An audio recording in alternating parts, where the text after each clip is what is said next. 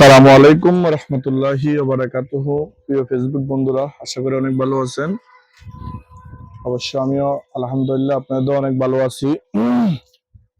জুমাবার, শুক্রবার, শুভ সকাল।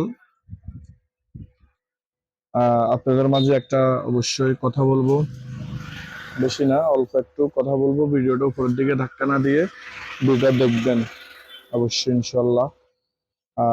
অবশ্যই ভিডিওটা ভালো লাগলে লাইক কমেন্ট শেয়ার দিয়ে এবং পাশে থাকবেন। প্রিয় বন্ধুরা, চট্টগ্রাম সম্ভবত হচ্ছে যে বাঁশখালীতে আমি কালকে ভিডিওটা দেখলাম, চিন্তা করলাম কালকেই বানাই, কথাগুলো বললে হয়তো জাতির একটু উপকৃত হবে। কারণ আমরা যতই ভালো কথা বলি, আমাদের কথা আসলে কাজে আসতেছে কিনা এটা আসলে আমার জানা নেই, কিন্তু আশা করি একদিন না একদিন অবশ্যই কাজে আসবে। প্রিয় বন্ধুরা, মা এমন একটা জিনিস, বাবা একটা বাবা এমন একটা জিনিস, যার মা হারায় সে বুঝে, যার বাবা হারায় সে বুঝে যে মা বাবার কদর কতটুক। আসলে আমারও বাবা নাই, আজকে প্রায় 7-8 বছর হয়ে যাচ্ছে। আমরা বুঝি বাবা যে কি জিনিস, বাবা যে কতটুক ছায়া, বাবা যে কতটুক মানে ছেলে সন্তানকে আগলিয়ে রাখার সম্পদ। এটা আসলে আমরা সমাজের মানুষেরা আহ জীবিত থাকতে এই কদরগুলো বুঝি না। তো কি জন্য কথাটা বলার উদ্দেশ্য একমাত্র এটা হচ্ছে, চট্টগ্রাম বাঁশখালীতে আমি ভিডিওটা দেখার পরে আমি নিজে একটু মর্মাহত। তো ভাবছিলাম কালকে রাত্রে ভিডিওটা বানাবো, তো আশা করি একটু ব্যস্ততার কারণে আর বানানো হলো না, সময় স্বল্পতার কারণে কথাটা বলা হলো না। তো আজকে এই জন্য একেবারে সকালবেলায় কথাটা বলতেছি। প্রিয় বন্ধুরা, ভিডিওটা অবশ্যই শেয়ার করে দিবেন, আপনার কাছে অনুরোধ, ভিডিওটা অবশ্যই শেয়ার করে দিবেন। যে মার মার কারণে দুনিয়াতে আসা, যে মার কারণে এই সুন্দর দুনিয়ার আলো দেখা, ওই সন্তান কিভাবে পারে মাকে বৃদ্ধাশ্রমে দিতে পারে, এটা আপনাদের কাছে আমার প্রশ্ন।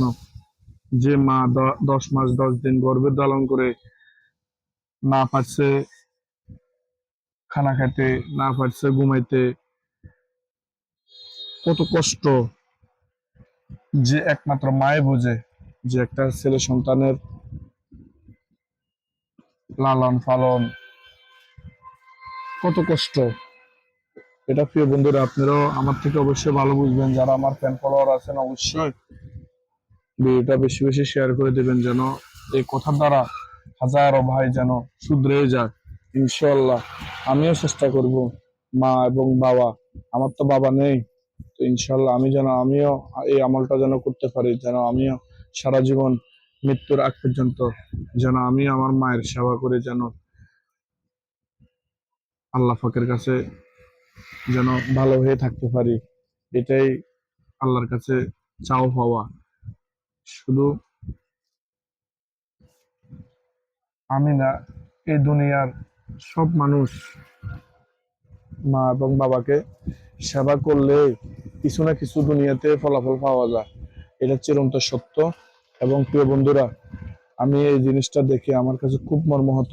আপনি বিসিএস ক্যাডার, আপনি আইনজীবী অ্যাডভোকেট, আপনি মাওলানা, আপনি হাজী সাহেব, আপনি অমুক তমুক, আপনি নেতা, কত কিছু, কিন্তু আমি আমি আমি আর আপনারা যদি মা এবং বাবাকে যদি সেবা না করতে পারি, এটাই আমাদের জন্য বড় দুঃখের বিষয়।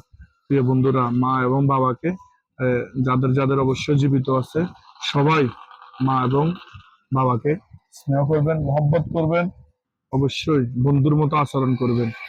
প্রিয় বন্ধুরা, কথাটা মনোযোগ সহকারে শুনবেন, ভিডিওটা উপর দিকে ধাক্কা না দিয়ে অবশ্যই লাইক কমেন্ট শেয়ার করবেন এবং পাশে থাকবেন। আসসালামু আলাইকুম ওয়া রাহমাতুল্লাহি ওয়া বারাকাতুহু।